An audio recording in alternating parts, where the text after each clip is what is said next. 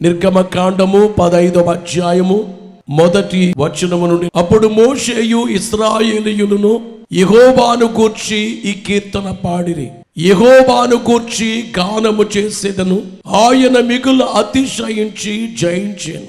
గుర్రమును దాని రౌతును ఆయన సముద్రములో పడవేసెను. యెహోవాయే నా బలము, నా గానము, ఆయన నాకు రక్షణయు ఆయను. ఆయన నా దేవుడు, ఆయనను వర్ణించెదను. ఆయన నా పితరుల దేవుడు, ఆయన మహిమను దించెదను. జూలై నెల 1వ తేదీ నుండి ఆగస్టు నెల 10వ తేదీ వరకు 40 దినముల మోషే సుఖోపవాస కూటాలు లేక దైవ సన్నిధి కూటాలు జరిగించబడుచు ఉన్నాయి. ఈ కూటములు మీలో ప్రతి వారు చేయాలి అని మీకు చెబుతున్నా. ఈ కూటాల యొక్క సదుద్దేశం ఏమిటంటే దేవునితో స్నేహము చేయటం, దేవునితో సహవాసము చేయటం. మిమ్మల్ని అడుగుతున్నాను, నీవెప్పుడైనా దేవునితో స్నేహం చేసావా? అందుకే నేను ఇంతకు ముందు చెప్పాను, బైబిల్ తీసుకుని మీ ఇంట్లో 2 గదులు ఉంటే ఓ గదిలోకి వెళ్ళిపో. ఒకే గది ఉంటే ఆ గది మూలన ఒక చిన్న దుప్పటి కట్టు, ఆ మూలకి వెళ్ళిపో. ముందుగా మోకరించి ప్రభువా నన్ను క్షమించుమని చెప్పి యేసు రక్తాన్ని గుర్తు చేసుకుని బైబిల్లో 5 అధ్యాయాలు, 10 అధ్యాయాలు, 15 అధ్యాయాలు, 20 అధ్యాయాలు, 25, 30, 35, 40 నీకు ఇష్టం వచ్చిన అధ్యాయాలు చదివేసి అప్పుడు మోకరించి దేవుని తలంచుకొనొచ్చు. దేవుని చూస్తూ నీతో సహవాసం చేయటకు వచ్చానయ్యా. దేవా నాకు కనబడుము, నాతో మాట్లాడుము. దేవా అందరికి కనబడుము, అందరితో మాట్లాడమని చెప్పి మౌనముగా నీవు కనిపెట్టు. 1 గంట కొన్ని రోజులైన తరువాత నీకు జరిగేది ఏమిటంటే దేవుడు నీకు కనబడి మాట్లాడేటువంటి అనుభవంలోకి వెళతాడు. బోలో యేసు మహారాజుకు. గనుక మీకు చెప్పేది ఏమిటంటే ఆగస్టు నెలలో 19వ తేదీన ఈ శాలలో పెద్ద పండుగ జరుగుద్ది. దైవ సన్నిధి పండుగ, మరొక పేరు తైల అభిషేక పండుగ. ఆ పండుగ ఎవరికంటే ఎవరైతే దేవునితో స్నేహము చేస్తారో, సహవాసము చేయు వారికి జరిగేటువంటి పండుగ. బోలో యేసు మహారాజుకు. ప్రభునందు ప్రియులరా, ఇశ్రాయేలీయుల ప్రయాణము 40 సంవత్సరాల కాలము జరిగింది. ఈరోజు మనమందరము కూడా ప్రయాణములోనే ఉన్నాము. మన ప్రయాణము ఎక్కడి నుంచి ఎక్కడికి ప్రయాణము జరుగుతూ ఉన్నది. పేతురు వ్రాసినటువంటి మొదటి పత్రికలో 2వ అధ్యాయములో 11వ వచనములో చూస్తే, ప్రియులారా మీరు పరదేశులను యాత్రికులునై ఏమై ఉన్నారట? మనం పరదేశులమట, యాత్రికులము, ప్రయాణికులము. ఎక్కడి నుంచి ఎక్కడికంటే భూలోకము నుండి పరలోకానికి ప్రయాణము చేసేవారమై ఉన్నాము. బోలో యేసు మహారాజుకు. ఇశ్రాయేలీయులైన వారు ఐగుప్తు నుండి కనానుకు ఎలాగ వెళ్ళారో మనం భూలోకము నుండి పరలోకానికి ప్రయాణం. ఐగుప్తును విడచినట్టి మీరు అరణ్యవాసులే ఈ తరాలు. ఐగుప్తును విడచినట్టి, చేతులు పైకెత్తాం, ఈ తరాలు నిత్య నివాసములేదిలాలు, నేత్రాలు జ్ఞానాలుపై బోలో యేసు మహారాజుకు. ఇశ్రాయేలీయులైన వారు 40 సంవత్సరముల కాలము ప్రయాణించారు.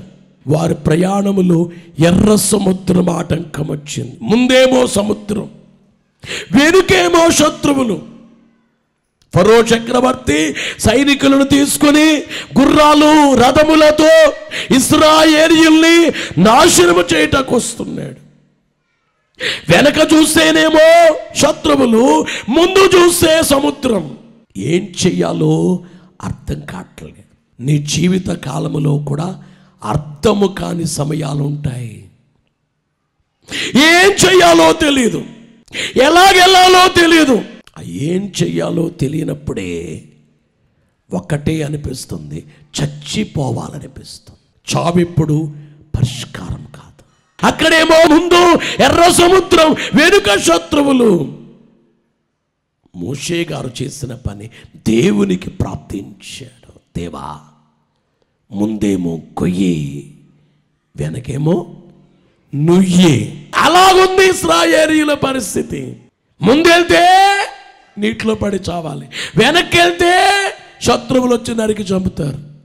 అప్పుడు మోషే గారు మోకాళ్ళుని దేవుని అడుగుతున్నాడు, దేవా ఏం చేయమంటారు?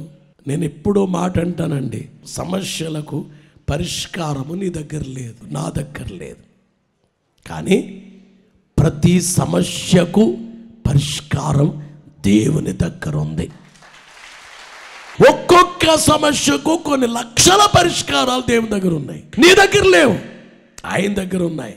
కాబట్టి వెళ్ళి ప్రభువా అని ఆయన పాదాల మీద పడి, తండ్రి మీ చిత్తమునైనా అని ఆయన పాదాల మీద పడి, నేను పాపినైనా, ఎన్నో పాపాలు చేశాను, ఘోరంగా జీవించాను అని చెప్పి, నేను సైతానుగాడి చేతిలో చస్తున్నా, అదొద్దునైనా మీ చేతితో నన్ను కొట్టి చంపేయండి. సైతానుగాడి చేతిలో చావను, మీ చేతిలో చస్తా. మీరు నన్ను క్షమించకపోయినా పర్లేదు, నన్ను మీరు చంపండి అని దేవుని పాదాల దగ్గరికి వెళ్ళి పడిపోతే, దేవుడేమంటారు తెలుసా? నా చేతిలో నీకు చావెందుకు వస్తుందమ్మా నా కుమార్తె, నా కుమారుడా, నీ కోసం ఆ కల్వరి కొండ మీద నేనే చచ్చిపోయాను నీ కొరకు అనేటువంటి అంత ప్రేమామయుడు నీకు దొరికి నీ సమస్య అంతటికి పరిష్కారం ఇచ్చేటువంటి గొప్ప దేవుడు. ఈ నిర్గమకాండము 15 అధ్యాయములో గండము దాటించిన దేవునికి దండము పెట్టారు. చాలా ముఖ్యమైన అధ్యాయం. ఎర్ర సముద్రాన్ని పాయలు చేసిన దేవుడు.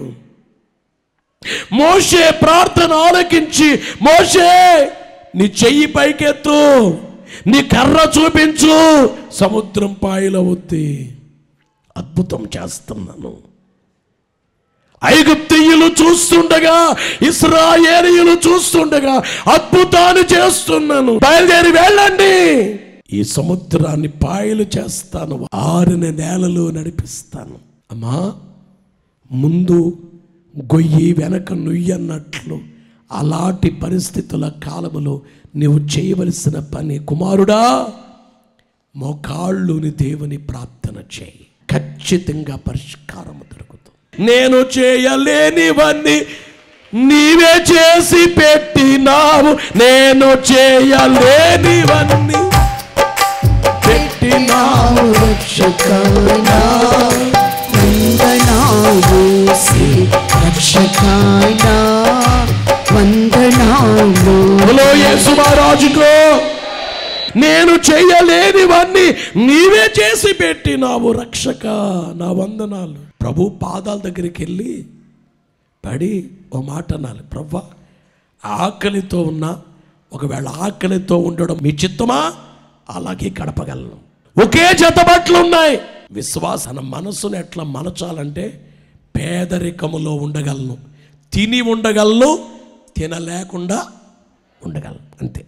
అన్నీ ఉండి ఉండగలను, ఏమీ లేకపోయినా. పౌలు గారు అన్నారు, ఏ స్థితిలో ఉన్నను ఆ స్థితిలో సంతృప్తి పడగోరుచున్నాం.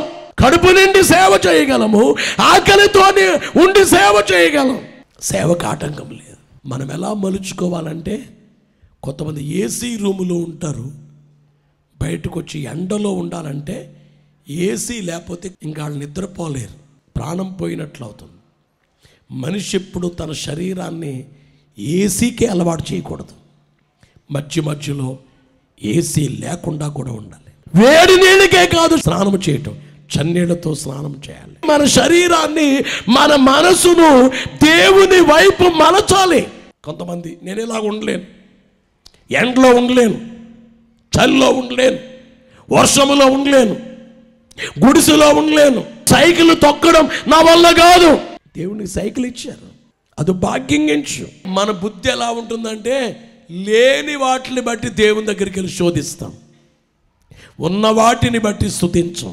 మనసును నాలుకయు నీకు అనుదిన స్తుతి చేయు. మనసును నాలుకయు నీకు అనుదిన స్తుతి చేయు. చిలక కుమారా మనకు స్తోత్రము, చిలక కుమారా మనకు స్తోత్రము. ఘనతయు మహిమయు కలుగును గాక, ఘనతయు మహిమయు కలుగును గాక. స్తుతి చేతుము నీకు దేవా, స్తుతి చేతుము నీకు. ఒక అంశాన్ని ప్రతి వారు చాలా జాగ్రత్తగా నేర్చుకోవాలి. అదేమిటంటే గండము దాటించిన దేవునికి దండము పెట్టడం. దీని పేరే స్తుతి చేయుట. స్తుతి, కృతజ్ఞత స్తుతి. దేవుడు చేసిన కార్యాన్ని జ్ఞాపకము చేసుకొని స్తుతి చేయటము స్తుతి. క్రైస్తవ సంఘములో ప్రార్థన ఉన్నది, కానీ స్తుతి చాలా తక్కువ. ఒకసారి ఆలోచించండి. మీరు ప్రార్థన ఎక్కువ చేస్తారా, స్తుతి ఎక్కువ చేస్తారా? ఏది ఎక్కువ చేస్తారు? దేవా అది ఇవ్వండి, ఇది ఇవ్వండి, అది చేయండి, ఇది చేయండి. అసలు అడిగే దాంట్లో కూడా అర్థం లేకుండా అడుగుతున్నారు కొంతమంది. మోకరించగానే దేవా నాకు సంతానం ఇవ్వండి, ఉద్యోగం ఇవ్వండి, శాంతి ఇవ్వండి, ఆరోగ్యం ఇవ్వండి, ఇది కాదు అడిగేది. ఫస్ట్ రాజ్యాన్ని, నీతిని వెదకాలి. పరలోకానికి నేను సిద్ధపడాలనైనా, మీ రాజ్యానికి, నిత్య రాజ్యానికి మీ పక్క నేను కూర్చోవాలనైనా, సైతానుగాడు ఉండి నరకములోకి నేను వెళ్ళకూడదనైనా మీ సన్నిధిలో ఉండాలి, మీ రాజ్యములో. అందుకని ఫస్ట్ ఆత్మీయత కొరకు ప్రార్థించాలి, తర్వాత శరీరము కొరకు ప్రార్థించాలి. కిలో బంగారము కావాలా, కిలో వెండి కావాలంటే కిలో బంగారం అంటారు కదా. బంగారములాడిదేమో ఆత్మ, వెండిలాడిదేమో శరీరం. ఈరోజు కొంతమంది శరీరము సంబంధమైనవి మాత్రమే అడుగుతున్నారు. ఆత్మకు సంబంధించింది ఏం చెప్పావు? అయ్యా నేను రక్షించబడ్డానయ్యా, నా కుటుంబం అంతా రక్షించబడిందయ్యా, మా పాపాలు యేసు రక్తముతో మా హృదయాలు కడుక్కున్నామయ్యా, రక్షణ పొందామయ్యా, అలాగే విశ్వాసములో ఎదుగుతున్నామయ్యా, భక్తిలో ఎదుగుతున్నాం, ఆత్మీయతలో ఎదుగుతున్నాం, ఈ సాక్ష్యం చెప్పు. కొంతమంది గుండె జబ్బు తగ్గింది, సాక్ష్యం చెబుతారు. బాగైన సాక్ష్యము కంటే గొప్ప సాక్ష్యం ఏమిటంటే నీ హృదయము యేసు రక్తముతో కడగబడిన సాక్ష్యం. యేసయ్య రాజ్యానికి సిద్ధపడే సాక్ష్యం. అసలైనది ఎక్కువ అడగాలి, ఎక్కువ సార్లు. ఆత్మీయంగా నేను బలపడాలి, నేను నా కుటుంబం అంతా ప్రభువుని నమ్ముకోవాలి. నీ కుటుంబంలో ఇంకెవరు ఇంకా ప్రభువుని నమ్మలేదు, వాళ్ళకి నువ్వు సువార్త చెప్పాలి, వాళ్ళ కొరకు మోకరించి కన్నీళ్లు కార్చాలి.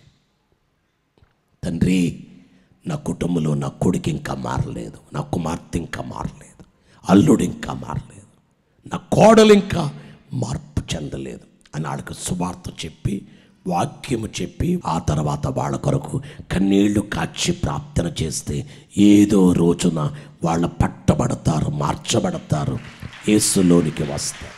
ఇశ్రాయేలీయులు చాలా ఆనందంగా ఉన్నారు. కారణం ఏమిటంటే ఎర్ర సముద్రము పాయలైంది, సముద్రం అవతలకి వెళ్ళారు. వాళ్ళల్లో కొన్ని ఆనందాలు ఉన్నాయి, అవి మేము గుర్తు చేస్తున్నాను. ఒక ఆనందం ఏమిటంటే విశ్వాసానందం. హెబ్రీ పత్రిక 11:29 చూస్తే విశ్వాసమును బట్టి వారి పొడి నేల మీద నడిచినట్లు ఎర్ర సముద్రములో పడి నడిచి ఎలాగెళ్ళిపోయారు? మోషే చెప్పారు, ఈ సముద్రంలోంచి వెళ్ళండి. సముద్రం పాయలైంది, వెళుతున్నారు. ఒకవేళ మధ్యలో సముద్రములో మునిగిపోతామేమో. సముద్రములో యేసునాథుడు నడుచుకుంటూ వచ్చారు. పేతురు అడిగాడు, ప్రభువా నేను కూడా నడుస్తాను, నాకు సెలవిమ్మని అడిగాడు. నడిచాడా? నడవలేదా? నడిచాడు. మునుగాడా? మునగలేదా? ప్రభు అన్నారు, పేతురు రా అన్నారు. ఆ ధోనిలోంచి దిగి సముద్రంలో అడుగు పెట్టాడు. మునగలేదు. ప్రభు అక్కడ ఉన్నారు. ఇక్కడ ధోని ఉంది, వెళుతున్నాడు. 2 అడుగేశాడు, 3 అడుగేశాడు, 4 అడుగేశాడు, 5 అడుగేశాడు. మునగలేదు. చక్క నీటి మీద వెళ్ళిపోతున్నాడు. మధ్యలోకి వెళ్ళిన తర్వాత గట్టిగా గాలేసిందట. పేతురు అనుకున్నాడట, మునిగిపోతానేమో అనుకున్నాడట. ఇక్కడి వరకు మునిగిపోయాడు. అంతవరకు అనుకోలేదు. ఎప్పుడైతే మునిగిపోతానేమో అనుకున్నాడో మునిగిపోయాడు. అంటే పేతురు గారికి ఏమొచ్చిందంటే అవిశ్వాసం. దేవునికి నీలో ఏది కావాలంటే విశ్వాసం. విశ్వాసముతో సముద్రములో నడిచెళ్ళిపోయారు. అలాగే నీ జీవితంలో దేవుని మాటను బట్టి విశ్వాసముతో వెళ్ళిపోవటం నేర్చుకోవాలి. అంతకంటే గొప్ప వరం లేదు. 92లో ప్రభు నన్ను రాయలసీమకి వెళ్ళమన్నారు. విశ్వాసముతో వచ్చేసాను అక్కడి నుంచి. అక్కడ నవ్వరు, ఇక్కడ నవ్వరు. ఎవరు నవ్వినా మనం వెళ్ళేది మంచి మార్గం అయితే మనం ఏం చేయకూడదు, పట్టించుకోకూడదు. ప్రభునందు ప్రియులారా, విశ్వాసానందములో ఎవరిని చూడకుండా దేవుడు నాకున్నారు. విశ్వాసానందముతో బయలుదేరి ఏమన్నా పట్టించుకోకుండా నన్ను చూచి నవ్వినోళ్ళని నేనేం పట్టించుకోలేదు. కారణం ఏమిటంటే నాకు చెప్పిన ఆయన మాటే నమ్ముతా. ఇశ్రాయేలీయులు విశ్వాసముతో నడిచిపోయారు ఈ సముద్రాన్ని. నేను కూడా విశ్వాసముతో ఈ రాయలసీమకు వచ్చాను. విశ్వాసముతోనే ముందుకు సాగుతాను. చాలామంది స్థలము లేదు, ఏమీ లేదు, చర్చి లేదు, జనము లేరు, నవ్వి హేళన చేసి, అయ్యా మీరు నవ్వారు, హేళన చేశారు. ఇప్పుడేమో దేవుడు ప్రపంచంలోకెల్లా పెద్ద మందిరం కట్టించుకున్నారు. బలో యేసు మహారాజుకు. విశ్వాసం ఎట్లా ఉండాలంటే ఓపిక పట్టి అట్లానే చూడాలంతే కొంతకాలం. ఆ తర్వాత కార్యము జరుగు. విశ్వాసానందం. ఈవేళ మీ అందరికీ చెప్పేది ఏమిటంటే మీలో ఒక ఆనందం ఉండాలి. దాని పేరు విశ్వాసానందం. రెండవది ఏమిటంటే విధేయతానందం. చెప్పిన మాట వినడం విధేయత, వినపోట విధేయత. బైబిల్లో యోహాను గారు అన్నారు, నా వెనుక వచ్చువాడు నాకంటే శక్తిమంతుడు, ఆయన చెప్పులు విప్పుటకైనను నేను యోగ్యుడు. అంత విధేయుడు, అంత తగ్గింపు. యేసు ప్రభువారు శిష్యులతో ఈ బాణల నిండా నీళ్లు నింపండి అన్నారు. చెప్పింది చేశారా, చేయలేదా? ఆయన మీతో చెప్పునది చేయుడి. విధేయత. వాక్యము చెప్పింది, బైబిల్ ఏం చెప్పిందో నేను లోబడతాను, చెప్పినట్లు వింటాను. ఇవాళ చాలా మంది వాక్యానికి లోబడట్లేదు. వాక్యానికి లోబడితే నీకు విధేయత ఉన్నట్లు, లోబడకపోతే లేదు. మీలో ఎంతమంది లోబడుతున్నారు? ఆయన ఏం చెప్పారు, చెప్పింది చేయడం అంతే. ఇశ్రాయేలీయుల్ని ఆ సముద్రంలో నడిచెళ్ళిపోమన్నారు, వెళ్ళిపోయారు. విధేయత ఆనందం. ఈవేళ వాక్యాన్ని వినేవారులారా, నీ జీవితంలో గొప్ప గొప్ప మహిమ కార్యాలు చూడాలంటే విధేయత కలగండి. మూడోది ఏమిటంటే గౌరవానందం. 15వ అధ్యాయం నిర్గమకాండం 2వ వచనం 3వ వచనం. యెహోవాయే నా బలము, నా గానము, ఆయన నాకు రక్షణ ఇవ్వాయను, ఆయన నా దేవుడు, ఆయన వర్ణించెదను, ఆయన నా పితరుల దేవుడు, ఆయన మహిమను తెంచెదను. యెహోవా యుద్ధ శూరుడు, యెహోవా అని ఆయనకి పేరు. 11వ వచనములో చూస్తే యెహోవా వేల్పులలో నీ వంటి వాడెవడు, పరిశుద్ధతను బట్టి నువ్వు మహనీయుడవు, స్తుతి కీర్తనను బట్టి పూజ్యుడవు, అద్భుతములు చేయువాడవు, నీ వంటి వాడెవడు. దీని పేరేమిటంటే గౌరవానందం. ఇశ్రాయేలీయులు దేవుణ్ణి గౌరవిస్తున్నారు. కొంతమంది మనుషుల్ని గౌరవిస్తారు, మనుషుల్ని పొగుడుతారు. ఏమంటారంటే మేమెంత బాగున్నామంటే మా అమ్మగారు ప్రార్థన, మా నాన్నగారు ప్రార్థన అంటారు. అది కరెక్ట్ కాదు. కొంచెం మాట్లాడేటప్పుడు కరెక్ట్గా మాట్లాడాలి. అమ్మగారు నాన్నగారు ఎవరికి ప్రార్థన చేశారు? దేవునికి చేస్తే ఎవరున్నారు? దేవుడు విని కార్యము చేశారు. ఇప్పుడు గొప్ప ఎవరు? ప్రార్థించిన వాళ్ళ ప్రార్థన విని కార్యము చేసిన దేవుడా? ప్రార్థన చేసినోడు గొప్పడు కాదు, ప్రార్థన విన్న దేవుడు గొప్పవారు. అందుకే ఎప్పుడు కూడా దేవునిపై గౌరవము. ఏ కార్యక్రమం జరిగినా గౌరవానందం అందులో కనిపించాలి. గౌరవాన్ని దేవునికి ఇవ్వాలి, దేవుడు కనపరచబడాలి. ఇక 4వదిగా చూస్తే గానానందం. ఆనందముతో ఇశ్రాయేలీయులు ఈ 15వ అధ్యాయాన్ని పాడారు. మొదటి వచనాన్ని చూస్తే అప్పుడు మోషేయు ఇశ్రాయేలీయులను యెహోవాను గూర్చి ఈ కీర్తన పాడిరి. 20వ వచనాన్ని చూస్తే మరియు అహరోను సహోదరియు ప్రవక్త్రియనగు మిరియాము తంబుర చేత పట్టుకొనెను. స్త్రీలందరూ తంబురతోనూ నాట్యములతోనూ ఆమె వెంబడి వెళ్ళగా మిరియాము వారితో కలిసి ఇట్లు పల్లవి ఎత్తి పాడెను. యెహోవాను గానము చేయుడి, ఆయన మిగులు అతిశయించి జయించెను. గుర్రమును దాని రౌతును ఆ సముద్రమును ఆయన పడద్రోసెను. దీని పేరేమిటంటే గానానందం. అమ్మా, తెల్లవారుగానే మీ ఇంటి నుండి చక్కటి పాట రావాలి. మీ కుటుంబం అంతా కూర్చుని ఓ కీర్తన పాడాలి. రాత్రి కాగానే మీ ఇంట్లో ఓ పాట పాడి బైబిల్ చదువుకొని ప్రార్థన చేయాలి. ఎవరింట్లో నుంచి పాటలు వినబడుతున్నాయో గానానందం ఆ ఇంట్లో ఉన్నట్లు. దేవదూతులైన వారు గానాలు చేస్తే వారి కంఠ స్వరము వలన గడప కమ్ముల పునాదులు కదులుచు మందిరము తోమము చేత నిండిందట. నిస్వరం దేనికి ఉపయోగిస్తాం. ఇక 5వది ఏమిటంటే జయానందం. ఇశ్రాయేలీయులకి జయమొచ్చి ఎర్ర సముద్రములో ఫరో సేనలన్నీ, ఆ సైనికులందరూ సముద్రములో మునిగిపోయారు. ఫరో రథముల సేనలను తన శ్రేష్ఠాధిపతులను, ఫరో రథముల సేనలను తన శ్రేష్ఠాధిపతులను ఎర్ర సముద్రములోన ముంచి వేసే యెహోవాను గానము చేసేదము ఏకముగా మనకు రక్షకుడాయాలి. ప్రభునందు ప్రియులారా, ఈ 5 రకాల ఆనందాలు మనలో ఉండాలి. ప్రతిరోజు దైవ సన్నిధి చేయండి. మనకు తప్పించిన గండమేంటో తెలుసా? నరకం అనే గండాన్ని, పాతాళం అనే గండాన్ని దేవుడు తప్పించాం. ప్రభులో మనము రక్షించబడ్డాము. రేపు ప్రభు రాజ్యానికి వెళతాం. దేవుడు మిమ్మను దీవించును గాక.